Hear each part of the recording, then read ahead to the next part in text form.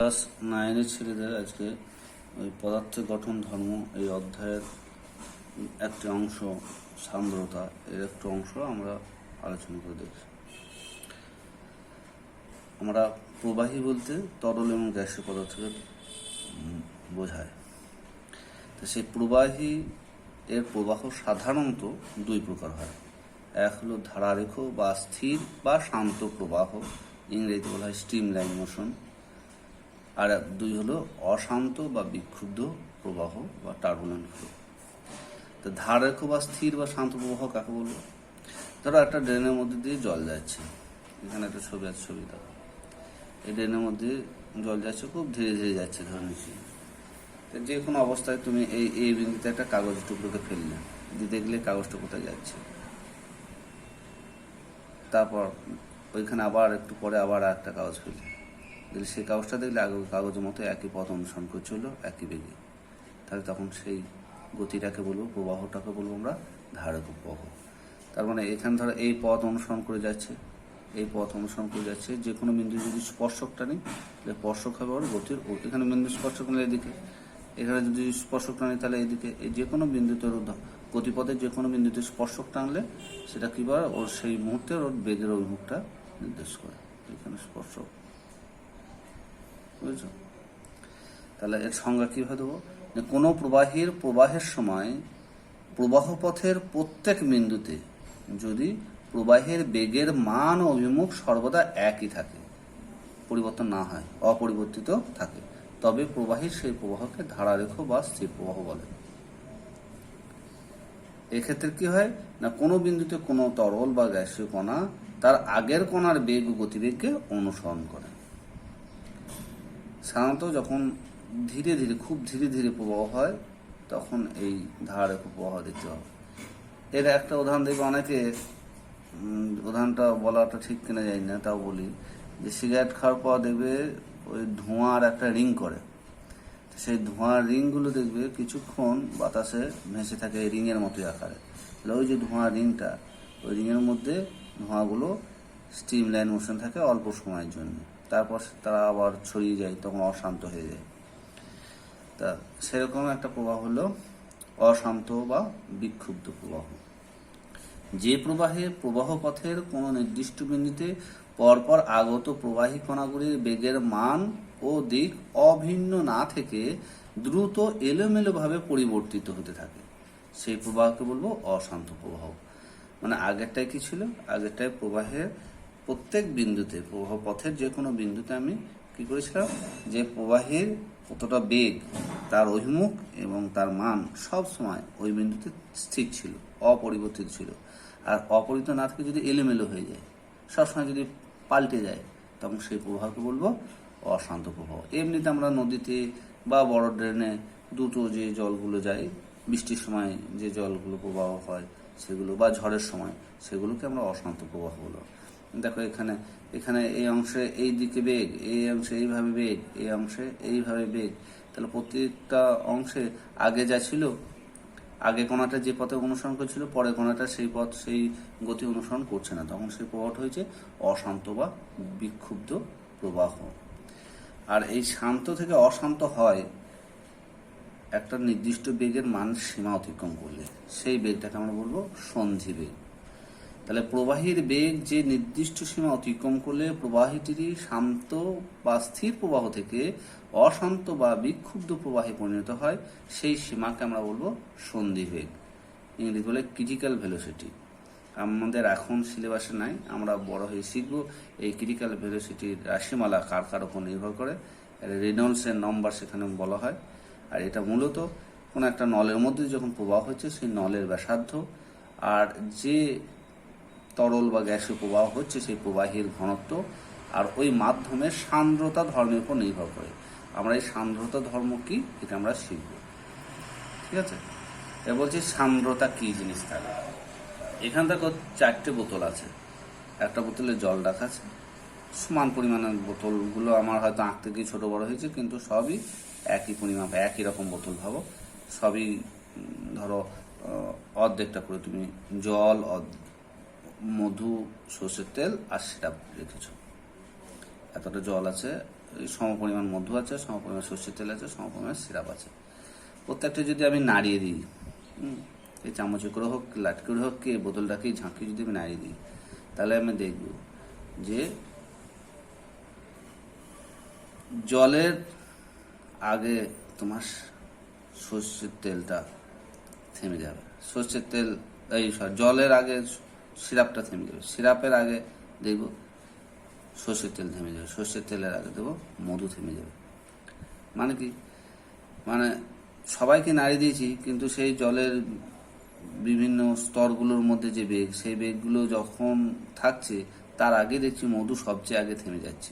মধুর মধ্যে এই বেগটা সঞ্চালন করাটা কষ্ট বেশি। তারপর হচ্ছে সর্ষের তেল, তারপর হচ্ছে সিরাপ, আর সব শেষে জল। অর্থাৎ জলের অণুগুলোর মধ্যে বেগটা তুলনামূলকভাবে অনেকক্ষণ ধরে থাকছে। তার চেয়ে কম থাকছে সিরাপে, তার চেয়ে কম থাকছে সর্ষের তেলে, সবচেয়ে কম থাকছে মধুতে। তাহলে এই যে একটা বাধা, একই বল আমরা সবকটাতে প্রয়োগ করলাম, তার সত্ত্বেও এই বিভিন্ন স্তরের মধ্যে যে বাধাটা দেখছি মধুর ক্ষেত্রে বেশি, তার চেয়ে কম হলো সর্ষের তেলে, তার চেয়ে কম হলো সিরাপে, আর সবচেয়ে কম হলো জলের ক্ষেত্রে। এই যে বাধা, একটি আদর্শ তলের প্রবাহ যদি ধারায়ক হয়, তাহলে আমরা শিখব যে এই সান্দ্রতা কি জিনিস। যে ধর্মের জন্য তরল বা তরল প্রবাহী তার বিভিন্ন স্তরের আপেক্ষিক গতির বিরুদ্ধে বাধা দেয়, সেই ধর্মটাকে বলবো তরলের সান্দ্রতা। যেমন ধরো একটা ড্রেনের মধ্যে দিয়ে জলের প্রবাহ হচ্ছে, সবচেয়ে নিচের স্তরটা ড্রেনের গায়ের সঙ্গে লেগে আছে, তাহলে এই স্তরের ঠিক সংলগ্ন স্তরটার জলের কোনো বেগ নাই। যত উপরে উঠবো তত দেখবো মুক্ত স্তরে সবচেয়ে বেগ বেশি। তাহলে ড্রেনের জলটাই যদি আমি বিভিন্ন স্তরে ভাগ করি, তাহলে সবচেয়ে নিচের স্তরের চেয়ে সবচেয়ে উপরের স্তরের বেগটা বেশি। এই স্তরটা যাচ্ছে, বা ওপেন একটা নদীর উপরের স্তরের কথা ভাবে। এবার যদি একটা নলের কথা ভাবে, এই নল দিয়ে ধরো জল যাচ্ছে, তাহলে নলের যে কোনো প্রস্থচ্ছেদের যে কোনো একটা অংশে লম্বচ্ছেদে আমি একটা গ্রাফ টানার চেষ্টা করছি, যে এখানে বিভিন্ন বিন্দুতে কার কেমন বেগ। তা দেখতে পাচ্ছি একবারে সংলগ্ন নলের যে গায়ে চারিপাশে যে গাগুলো আছে, সেই গোল করে যদি আমি ভাবি, এই নলের চারিদিকে বেগগুলো সবচেয়ে কম। যত ভেতরের দিকে যাব সেই স্তরগুলো বেগ তত বেশি। একবার মাঝখানে স্তরের বেগ সবচেয়ে বেশি, এটা ছবি দিয়ে রেখেছি। একবার মাঝখানে যে স্তর তার সবচেয়ে বেগ বেশি, তার চেয়ে কম, তার চেয়ে কম, তার চেয়ে কম, একবার গায়ে বেগ নাই, শূন্য। এই জিনিসটা আমরা এমনিতেও বুঝতে পারি। যেমন ধরো তোমরা যখন শরবতগুলো একটা গ্লাসের মধ্যে জল রাখি, দিয়ে জলটাকে ঘুরিয়ে দিত নাড়ায়, তখন তোমরা দেখবে যে এই মাঝের অংশটার বেগটা বেশিক্ষণ ধরে থাকছে, এই চারিপাশের বেগটা কমে যাচ্ছে, কম। তোমার সবচেয়ে একবারে গায়ের বেগটা থাকে না বলে চলে, স্থির হয়ে থাকে। তাহলে আমরা দেখছি যে যখনই কোনো তরল বা গ্যাসীয়কে আমরা যখন তার প্রবাহ থাকবে, সেই প্রবাহের তার বিভিন্ন স্তরের মধ্যে একটা আপেক্ষিক বেগ থাকে। আর তরল তার যে ধর্মের জন্য এই আপেক্ষিক বেগকে বাধা দেয়, অর্থাৎ তরলের যে আগে ছুটছে সে চাই ও পরের স্তরটা যেন আমার সাথে ছুটুক, মানে এটাকে বাড়িয়ে দিই। আবার এই চাইছে এই স্তরটা যেন আমার চেয়ে আগে আছে ও যেন কমে যায়, অর্থাৎ একটা স্তর একটা স্তরের গতিকে বাধা দেয়। সেই ধর্মটাকে আমরা বলবো তরলের সান্দ্রতা। এর সংজ্ঞা কিভাবে দেবো? সংজ্ঞা খুব সহজ। যে ধর্মের জন্য কোনো প্রবাহী, এখন মনে রাখবে আমরা সান্দ্রতা তরল এবং গ্যাসের সবারই ক্ষেত্রে বুঝেছি, সেই জন্য আমরা তরল বা গ্যাস না বলে প্রবাহী কথাটা প্রয়োগ করব। প্রবাহী তার বিভিন্ন স্তরগুলির আপেক্ষিক গতির বিরুদ্ধে বাধা সৃষ্টি করে, তাকে প্রবাহীর সান্দ্রতা বলে। সান্দ্রতা হলো তাহলে একটা তরল বা গ্যাসের পদার্থের একটা ধর্ম। তাহলে বেশি আমরা দেখলাম মধুর সান্দ্রতা অনেক বেশি, সেই জন্য মধুর বোতলটা তাড়াতাড়ি থেমে গিয়েছে। মধুর বিভিন্ন স্তরের আপেক্ষিক গতির বিরুদ্ধে বাধাটা বেশি, আর জলের ক্ষেত্রে বাধাটা অনেক কম। ঠিক আছে? তবে অনেক সময় ভাবতে পারো যে মধুটা গাঢ়, সেই জন্য হয়তো মধুর সান্দ্রতা বেশি, আর জলটা পাতলা সেই জন্য ঘনত্ব কম, তাহলে সান্দ্রতা কম। কিন্তু মনে রাখতে হবে ঘনত্ব আর সান্দ্রতার এদের মধ্যে সম্পর্ক নাই, দুটো হলো পৃথক ভৌত রাশি। সান্দ্রতা কিসের উপর নির্ভর করবে আমরা শিখব। নিউটনের একটা সূত্র আছে, সেই সূত্রটা আমাদের এখন সিলেবাসে নাই, তাও জাস্ট মনে রাখার জন্য আমি বলছি। যাদের মনে থাকবে তার মনে রাখতে পারো, মনে না রাখতে হলেও 11-এ গিয়ে শিখবে। কি ধরো এইটা আমার মেঝে, মানে আমার ড্রেনের নিচেটা কি নলের নিচেটা, হ্যাঁ, এবার এ থেকে এক্স দূরে আমি একটা স্তরের কথা ভাবছি, সেই স্তরটা ধরো ক্ষেত্রফল হলো এ, সে ভি বেগে যাচ্ছে। আর তার থেকে খুব সামান্য উঁচুতে ডিএক্স দূরত্বে আর একটা ওই সমক্ষেত্রফল বিশিষ্ট স্তর আছে, তার বেগটা একটু বেশি, ভি প্লাস ডিভি। এর বেগটা হলো ভি প্লাস ডিভি পরিমাণ, এর বেগটা ভি। তাহলে এদের মধ্যে আপেক্ষিক বেগ কত? এর ডিভি পরিমাণে। ঠিক আছে? তা এই যে এই স্তরটা চাইবে কি এই স্তরকে এগিয়ে নিতে, আর এই স্তর চাইবে এই স্তরকে পিছিয়ে দিতে। তাহলে এই যে এদের গতির বিরুদ্ধে, গতি কোন দিকে? সামনের দিকে। তাহলে গতির বিরুদ্ধে একটা বলের উদ্ভব হচ্ছে, সেই বলটাকে হলো ভিসকাস ড্রাগ, সান্দ্রতা বল বলবো। তা এই সান্দ্রতা বল কোন কোন বিষয়ে নির্ভর করে? এ মূলত নির্ভর করে এদের কতটা স্পর্শতলের ক্ষেত্রফল আছে তার উপর। কিন্তু ঘর্ষণ স্পর্শতলের ক্ষেত্রফল উপর নির্ভর করে না। ঠিক আছে? আর কি না, সান্দ্রতা নির্ভর করে মাধ্যমে বিভিন্ন স্তরগুলির মধ্যে যে আপেক্ষিক বেগ, কতটা আপেক্ষিক বেগ ডিভি পরিমাণ, সেই ডিভির সাথে সমানুপাতিক। এটা হলো ডিভির সাথে আপেক্ষিক বেগের উপর নির্ভর করে। কিন্তু ঘনত্ব নির্ভর করে কার উপর? পদার্থের আন্তঃআণবিক বিন্যাসের উপর। একক আয়তনের ভরকে আমরা বলবো ঘনত্ব। ঘনত্বের একক আলাদা, সান্দ্রতার এককও আলাদা। সান্দ্রতাকে আমরা পরে শিখছি। ঠিক আছে? তাহলে এখানে স্পর্শতলের ক্ষেত্রফলের সাথে সমানুপাতিক, আর আপেক্ষিক গতির সাথে সমানুপাতিক, আর স্তর দুটোর মধ্যে দূরত্বের সাথে ব্যস্ত সমানুপাতিক। ঠিক আছে? স্তর দুটো যে আপেক্ষিক দূরত্ব তার সাথে ব্যস্ত সমানুপাতিক 1/dx আছে। আর এই যে ইটা যেটা দিচ্ছে, এটার এই অক্ষরটার নাম হলো গ্রিক অক্ষর ইটা। একে আমরা বলবো সান্দ্রতাঙ্ক বা সান্দ্রতা গুণাঙ্ক। এই প্রসঙ্গে বলে রাখি যে কেন সান্দ্রতা ঘনত্ব সম্পর্ক নেই। অনেক সময় আমার আপাতভাবে যেটা দেখলাম যে যে বেশি ঘন সাধারণত সে বেশি সান্দ্র হয়, কিন্তু বিপরীত আছে। যেমন পারদের ঘনত্ব গ্লিসারিনের চেয়ে অনেক বেশি, পারদের 13.6 প্রায়, বুঝেছো, অনেক গুণ বেশি। কিন্তু তার সত্ত্বেও পারদের সান্দ্রতা গ্লিসারিনের চেয়ে কম, গ্লিসারিনের সান্দ্রতা অনেক বেশি। সুতরাং এটাও একটা প্রমাণ যে ঘনত্ব সান্দ্রতা এদের মধ্যে সম্পর্ক নেই, এরা দুটো পৃথক ভৌত রাশি। এবার সান্দ্রতাঙ্ক বা সান্দ্রতা গুণাঙ্ক, যেটা একটু আগে বলছিলাম ইটা দিয়ে শুধু হয়, ওটা কি জিনিস?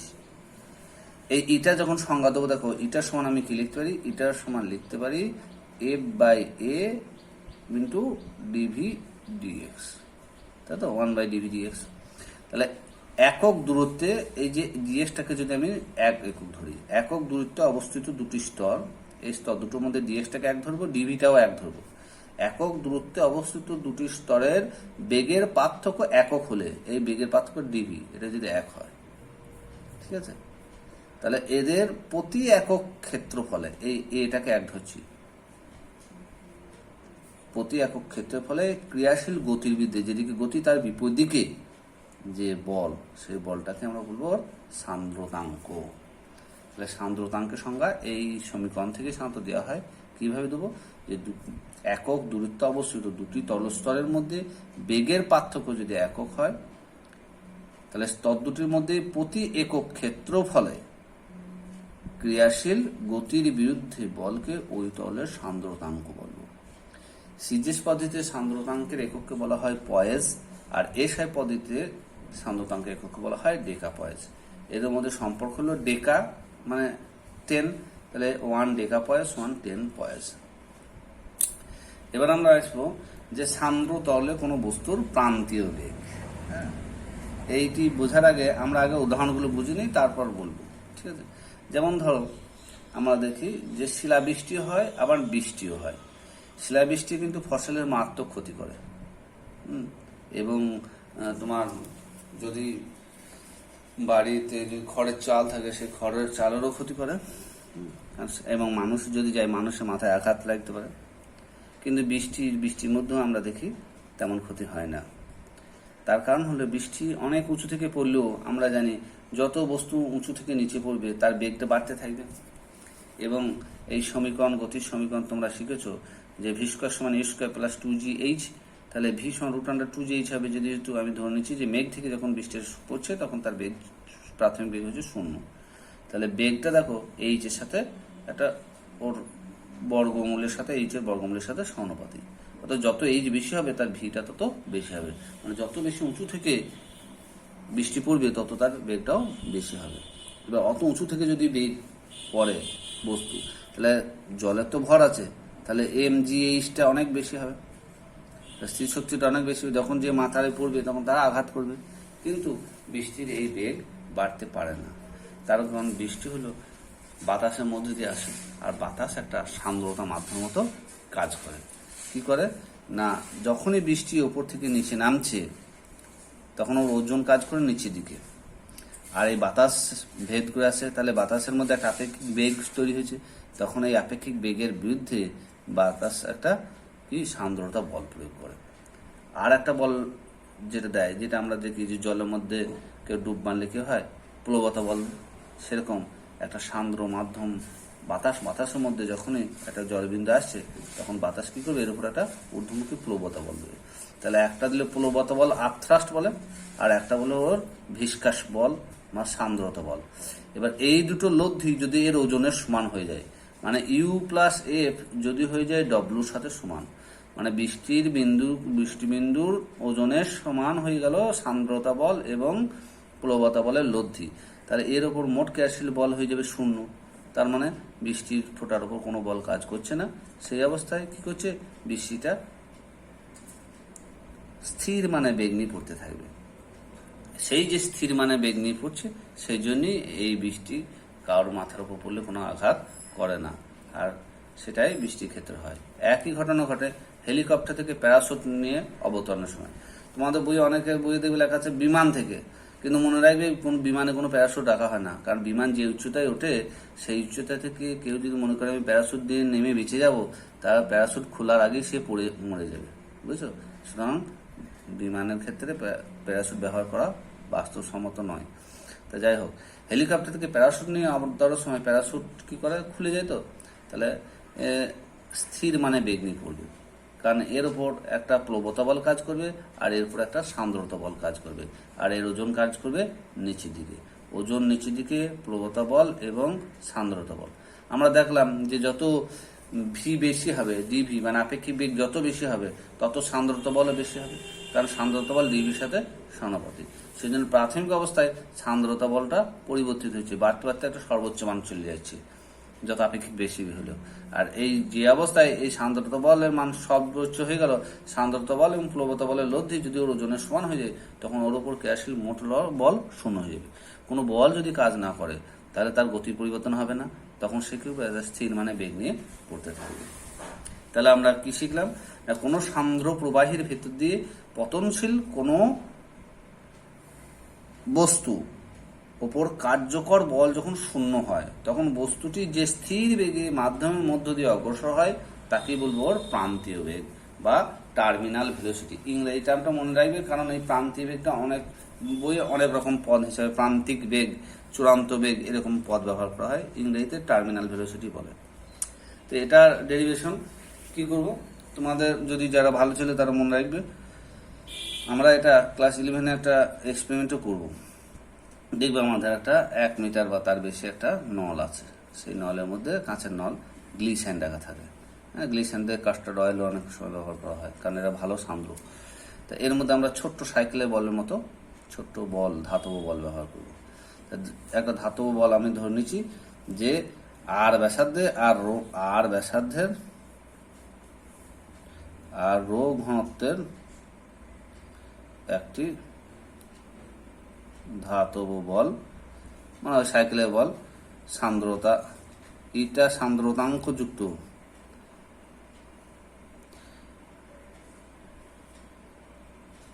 মাধ্যমের মধ্য দিয়ে অগ্রসর হচ্ছে।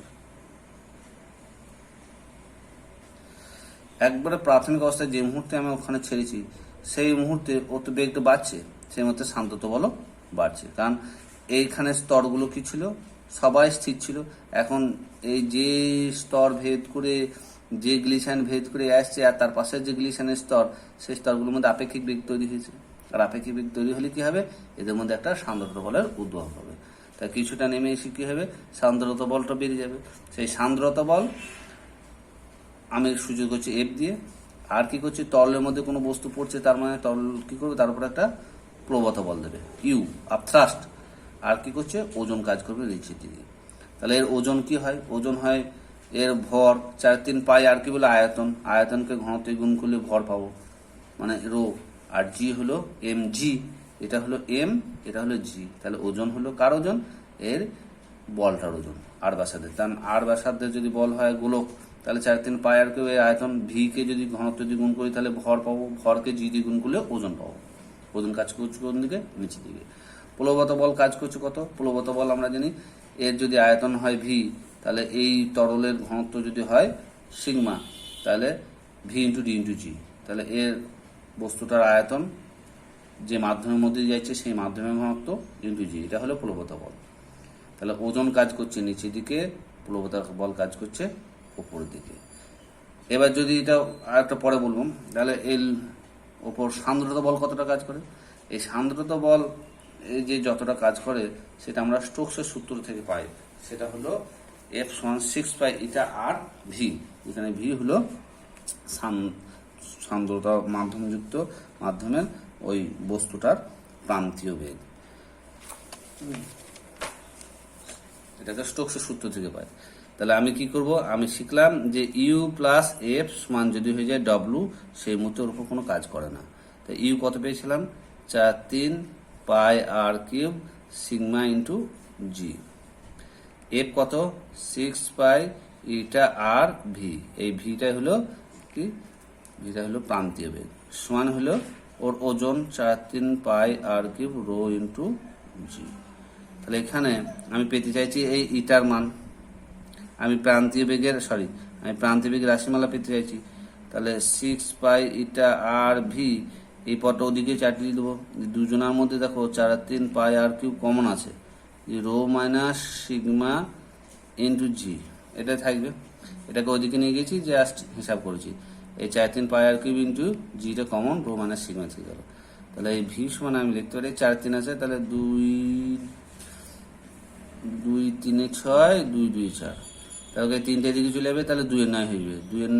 2 এর 9 হবে, এই পাই পাই কেটে যাবে। এদিকে আর আছে, আর কিউব আছে, তাহলে একটা আর থাকবে, আর স্কোয়ার জি থাকবে, আর রো মাইনাস সিগমা বাই এই ইটাটা এদিকে চলে যাবে ইটা। তাহলে এটা হলো প্রান্তিক বেগের রাশিমালা। তাহলে প্রান্তিক বেগের রাশিমালা বা প্রান্তিক বেগটা কোন কোন বিষয়ের উপর নির্ভর করছে? দেখো, এই বস্তুর যে ব্যাসার্ধ, সেই ব্যাসার্ধের বর্গের সাথে সমানুপাতিক, আর স্কোয়ার সাথে সমানুপাতিক, তাই তো। আর কি এই বস্তুর ঘনত্ব রো আর মাধ্যমের ঘনত্ব সিগমা, এদের পার্থক্যের উপর সমানুপাতিক। আর এই মাধ্যমের সান্দ্রতা গুণাঙ্ক এর ব্যস্ত সমানুপাতিক। এই তিনটি কথা মনে রাখবি।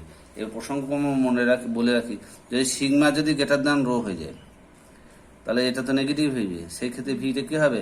তখন ও নিচের দিকে না নেমে ওপর দিকে উঠবে। এটা কোন ক্ষেত্রে হয়? ধরো আমার কাছে 1 গ্লাস জল আছে, যে জলের মধ্যে আমি একটু ঝাঁকড়িয়ে দিয়েছি, তাহলে দেখবো কিছু বুদবুদ উঠছে। বুদবুদ দিয়ে তখন নিচের দিকে না গিয়ে উপর দিকে উঠবে, কারণ বুদবুদের মধ্যে থাকে বাতাস। বাতাসের ঘনত্ব রোটা কম কার তুলনায়? তরল অর্থাৎ জলের ঘনত্ব সিগমার তুলনায়। সেই জন্য বুদবুদ উপর দিকে উঠে নিচের দিকে নামে না। এরপর একটা রাশিমালা আছে, যে সরু নলের মধ্য দিয়ে তরলের প্রবাহের হার কিভাবে নির্ভর করে। একটা খুব সরু ল্যামিনার প্রবাহ যাকে বলা হয়, হ্যাঁ, সেই আমি ছবি আঁকার সুবিধার জন্য বড় করে এঁকেছি, আসলে এগুলো খুব সরু হয়। ঠিক যেমন তোমরা দেখেছো যে পারদ কিভাবে যায় সরু নলের মধ্যে দিয়ে থার্মোমিটারে, সেরকম থার্মোমিটারের ভেতরে যে সরু নল আছে ওই সরুর মতো সরু। তা এল দৈর্ঘ্যের আর ব্যাসার্ধের একটা সরু নল, এদের দুই প্রান্তে চাপের পার্থক্য থাকবে, তবেই তো প্রবাহ হবে। সেই চাপের পার্থক্য যদি হয় পি, তাহলে নলের মধ্য দিয়ে তরলের ধারারেখ প্রবাহ হলে প্রতি সেকেন্ডে ইটা সান্দ্রতাঙ্ক বিশিষ্ট যে আয়তনের তরল প্রবাহিত হয় তার পরিমাণ হবে। এটা হলো কিন্তু বেগ নয়, এটা কতটা যে তরল প্রবাহিত হবে তার আয়তন। সেই আয়তন ভি ভলিউম সমান পাই পি আর টু দি পাওয়ার 4/8 ইটা এল, এই রাশিমালাটা। হ্যাঁ, এটা বিস্তারিত তোমাদের এখন সিলেবাসে নাই। আর একটা আছে যে কিভাবে আমরা তরল প্রবাহের হার নির্ণয় করব। যে তুমি একটা ট্যাপ দিয়ে জল নির্ণয় করবে, তুমি সময় দেবে 10 মিনিট কি 5 মিনিট, যে কতটা জল এলো সেটা একটা ধরো ভি ভলিউম তুমি একটা মাপনির সঙ্গে মাপলে, কত সময় ধরে মেপেছো ভি/টি, তাহলে সেটাও প্রবাহের হার পাবে। আর এটা হলো আমার যদি ধারারেখ প্রবাহ হয় সেই ক্ষেত্রে। এই পর্যন্তই থাক।